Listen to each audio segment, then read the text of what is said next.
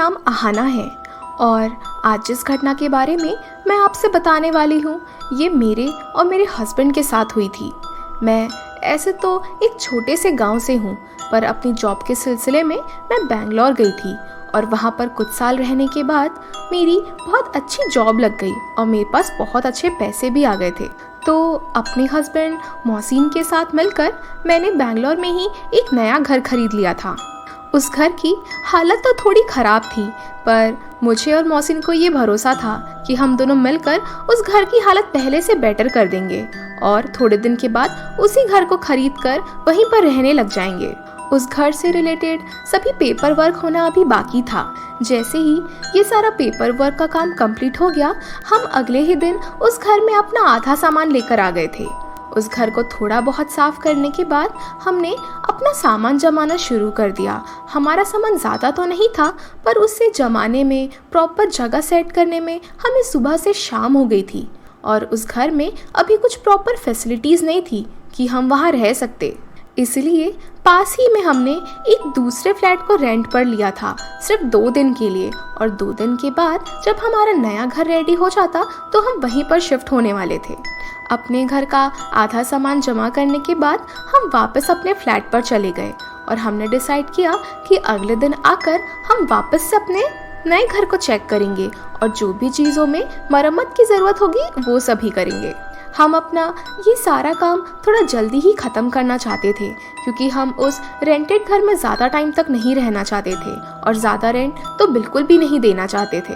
वो घर हमारे लिए बहुत ही परफेक्ट था, पर उस घर की एक चीज़ थी जो हमें बिल्कुल भी पसंद नहीं आती थी और वो था उस घर का वॉलपेपर।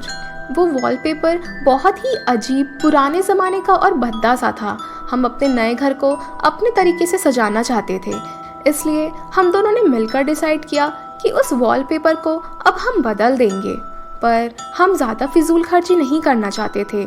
मुझे लगा कि अगर हम इस वॉलपेपर को निकालने के लिए किसी पेंटर या किसी भी आदमी को बुलाएंगे तो वो बहुत ज़्यादा पैसे चार्ज कर लेगा, तो इससे बेटर यही होगा कि हम ही आधा काम खुद से कर ले और आधा काम बाहर वालों से कराए, ताकि हमारे ज़्यादा पैसे भी खर्च ना हो। हम तुरंत ही फिर वापस अपने रेंटेड घर में चले गए और वहाँ जाकर हमने अपना सारा सामान इकट्ठा कर लिया जिस चीज़ की हमें ज़रूरत पड़ती वॉलपेपर निकालने के लिए।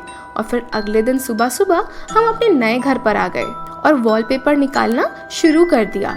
अगर आप सभी के घर में कभी वॉलपेपर लगा होगा तो उसे निकालने का जो सेटिस्फेक्शन है वो बहुत ही अलग होता है। वो तुरंत ही निकलता है और जैसे जैसे वो बड़े बड़े भागों में निकलता है एक अलग ही खुशी होती है। पर हमारा जो वॉलपेपर था वो बहुत ही ज़्यादा अजीब था। वो किसी स्ट्रॉन्ग ग्लू से चिपका हुआ था और वो बहुत ही ज़्यादा तेज़ चिपका हुआ था। उसे निकालना बहुत मुश्किल पड़ रहा था। जैसे जैसे हम उस वॉलपेपर को निकाल रहे थे एक अजीब सी ही बदबू आ रही थी। हमें समझ नहीं आ रहा था कि आखिर वो वॉलपेपर कौन से लिक्विड से चिपका हुआ है जो इस कदर बदबू मार रहा है। जैसे तैसे हमने उस घर के वॉलपेपर को निकाला। जैसे ही हमने चारों दीवार से उस वॉलपेपर को निकाला, हमने एक वियर्ड चीज़ नोटिस की। हर एक दीवार पर एक नाम और एड्रेस लिखा हुआ था, एक पर्टिकुलर डेट के साथ। मोहसिन तो इस चीज़ पर ज़्यादा ध्यान नहीं दे रहे थे, पर मुझे बहुत क्यूरियोसिटी थी कि आखिर ये सब किनके नाम है और क्या एड्रेस है। मैंने ऐसे ही गूगल पर सर्च कर लिया और गूगल पर मुझे मिला कि वो नाम और एड्रेस किसी एक ऐसे इंसान का है जो मिसिंग है। मुझे वो चीज़ बहुत ही ज़्यादा वियर्ड लगी, पर जैसे ही मैंने बाकी के नाम और एड्रेस पर सर्च किया तो वहाँ पर भी जिस शख्स के बारे में लिखा हुआ था वो बंदा मिसिंग था। ये सब कुछ जानने के बाद मैं बहुत ही ज़्यादा बेचैन हो गई थी, पर मोहसिन तो बहुत ही ज़्यादा एक्साइटेड थे कि अब हमें वापस घर जाना चाहिए ताकि नेक्स्ट डे सुबह आकर हम नए वॉलपेपर लगा सकें। पर मैं तो बहुत ही ज़्यादा घबरा गई थी। मैं जानना चाहती थी आखिर इन नाम और एड्रेस का राज क्या है और ये यहाँ पर क्यों लिखे गए हैं। मुझे अब हर चीज़ जानने की बहुत क्यूरियोसिटी हो रही थी। मुझे हर सवालों के जवाब चाहिए थे। पहले तो मुझे ये जानना था कि आखिर इस घर में हमसे पहले रहता कौन था। थोड़ी बहुत पूछताछ करने के बाद मुझे थोड़ी बहुत बातें पता चली कि इससे पहले यहाँ पर एक आदमी रहता था और बैंक को पैसे वापस ना करने की वजह से उसका घर नीलाम हो गया था और इसी वजह से उसको ये घर छोड़ना पड़ा और वो यहीं पास में ही दूसरे घर में किराए से रहता है। अड़ोस पड़ोस में बात करने से मुझे ये भी पता चला कि अक्सर वो आदमी इस एरिया में आकर घर के सामने वॉक भी करता है। तब मुझे ऐसा लगा कि हो सकता है वो अपने घर से थोड़ा अटैच्ड हो और इसलिए ऐसे सामने वॉक करता हो। पहले मुझे थोड़ा अजीब लगा उसके घर डायरेक्ट जाकर उससे बात करना, इसलिए मैंने ठीक समझा कि मैं खुद ही सर्च करके चीज़ें पता लगाऊं। इधर उधर वापस से मैंने कॉल किया और थोड़ा बहुत सर्च किया। ऐसा करने से मुझे इतना पता चला कि जो लोग मिसिंग थे वो आज तक कभी भी वापस नहीं आ पाए थे।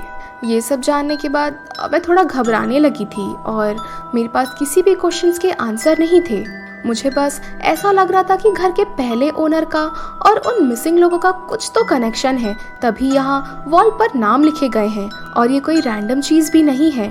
हर एक दीवार पर मिसिंग पर्सन का नाम था। जब मैंने उन तारीख को भी सर्च करके देखा तो वो वही डेट्स थी जिस दिन वो आदमी मिसिंग हुआ था। थोड़ी बहुत बातें जानने के बाद मैं बहुत ज़्यादा घबराने लगी थी, इसलिए मैंने तुरंत ही पुलिस को फ़ोन कर दिया और आधे घंटे के बाद पुलिस भी हमारे घर आ गई थी। मैंने उन्हें सारी बात बताई और गूगल पर सर्च करके सब कुछ एक्सप्लेन किया और मैंने उन्हें यही कहा कि कोई ये मिसिंग पर्सन का और इस ओनर का कोई तो रिलेशन है। पुलिस भी मेरी बातें सुनकर थोड़ा दंग रह गई थी और उन्हें मेरी बातों पर थोड़ा यकीन भी आ रहा था, इसलिए उन्होंने बाकी अपनी टीम को भी बुला लिया था। जो टीम्स बाद में आई थी उन्होंने घर के बाहर टेप्स लगा दिए और हमें घर से बाहर रहने को कहा। पहले तो मुझे बहुत गुस्सा आया कि ये लोग हमें हमारे घर से ही निकाल रहे हैं, पर फिर मुझे लगा कि शायद इन्हें कोई सबूत मिला होगा इसलिए ऐसे कर रहे होंगे। बहुत देर तक मैं और मेरे हस्बैंड घर के बाहर ही खड़े हुए थे और अंदर पुलिस और वो टीम इन्वेस्टिगेशन ही कर रही थी। हम दोनों ही बस जानना चाहते थे कि आखिर ये लोग इतना देर से अंदर में हैं, इन्हें पक्का कुछ तो मिला ही होगा। हम बस रिजल्ट जानना चाहते थे। हम जानना चाहते थे कि उन्हें कुछ सबूत मिले हैं या आगे क्या होने वाला है, पर कोई भी घर से बाहर आ ही नहीं रहा था कि तभी अचानक से सबकी आवाज़ें आने लगी। सब बस एक ही बात कह रहे थे कि ये किसी इंसान का है, ये किसी इंसान का है। और हमें समझ ही नहीं आ रहा था कि आखिर ये सभी किस बारे में बात कर रहे हैं। बहुत देर तक हम बस यही सुनते रहे। थोड़ी देर के बाद वो सभी हमारे घर से बाहर आ गए और जिस पुलिस वाले को मैंने फ़ोन किया था उसने मेरे पास आकर मुझे एक ऐसी बात बताई जिसे सुनकर मेरे होश उड़ गए थे। उसने मुझे कहा कि आपकी इन्फॉर्मेशन बिल्कुल ही सही थी और आप घर से जो वॉलपेपर निकाल रहे थे वो दरअसल कोई वॉलपेपर नहीं थे, बल्कि वो एक इंसान की चमड़ी थी।